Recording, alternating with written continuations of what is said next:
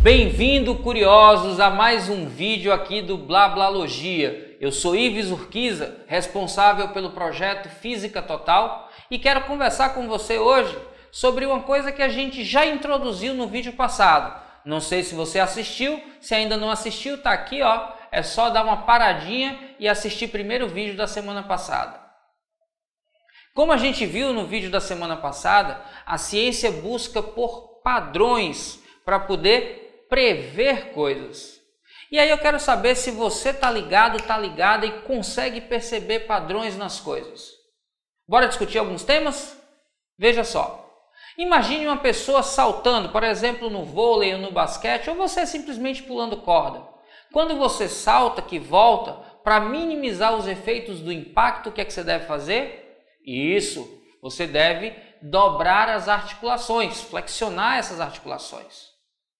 Quem já fez judô sabe muito bem que uma das primeiras coisas que você aprende, logo depois de aprender a reverenciar Jigoro Kano, é que é primeiro preciso aprender a cair, depois a derrubar.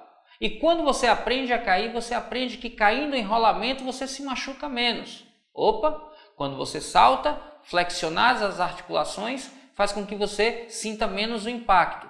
No judô, o rolamento faz com que você sinta menos o impacto.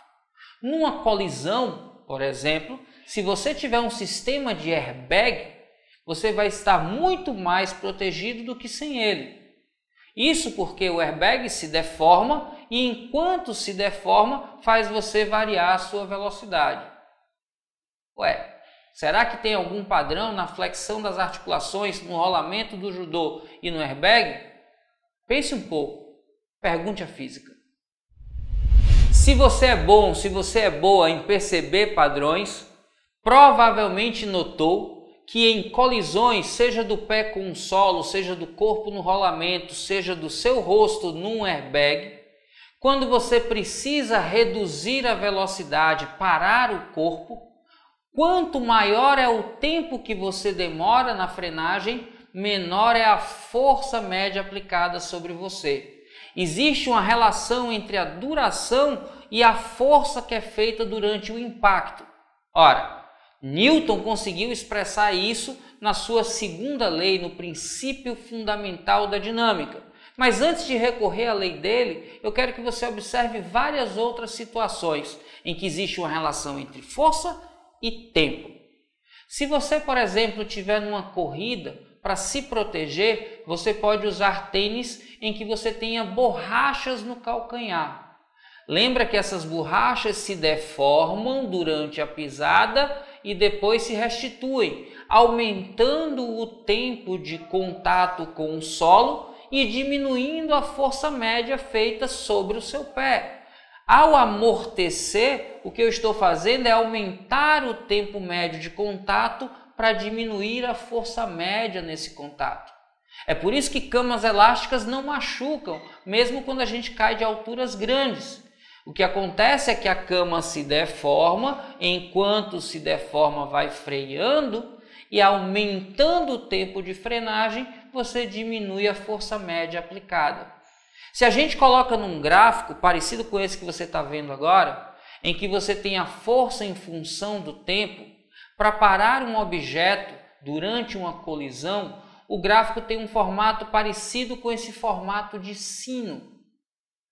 A área desse gráfico representa uma grandeza muito importante para a gente, que é o chamado impulso da força. O impulso é responsável por medir a variação da quantidade de movimento, o momento linear. A variação do momento linear é numericamente igual à área desse gráfico. Ora, vamos aproximar esse gráfico de sino para um triângulo para que fique mais fácil de você perceber uma coisa. Imagine agora que você quer representar a mesma área com um triângulo que tenha uma base maior. Se a gente lembra da fórmula da área do triângulo, base vezes altura sobre 2, para que a área seja a mesma, se eu tenho uma base maior, eu preciso de uma altura menor. Ora, mas na vertical a gente está representando a força. Então perceba que quanto maior é a duração, menor vai ser a força máxima no impacto. Quanto mais tempo dura o impacto, menor é a força máxima feita sobre ele e também menor será a força média. Newton definiu força como um agente responsável pela variação do estado de movimento do corpo. A gente pode quantificar o movimento de várias maneiras: velocidade, energia cinética, momento linear. Newton definiu força a partir da variação do momento linear. Quanto maior era a força, menos tempo era necessário para fazer a mesma variação do momento linear. Agora, se eu tinha uma variação que acontecia num tempo maior, menor era a força. Lembre disso a partir de agora, sempre que tiver uma colisão, e já sabe, tente sempre aumentar o tempo de frenagem para que a força média exercida sobre você seja menor. Tranquilo? E aí, tudo certinho hoje? Mais tempo, menos força. Relação inversa quando a gente tem uma colisão. Simples assim. Tudo bem? Eu queria, para começar aqui o final do vídeo, agradecer a imensa quantidade de mensagens de apoio em relação ao que eu comentei no vídeo da semana passada.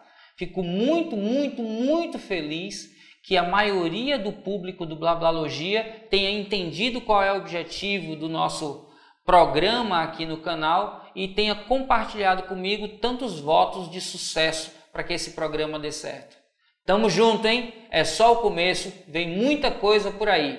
Continue perguntando a física.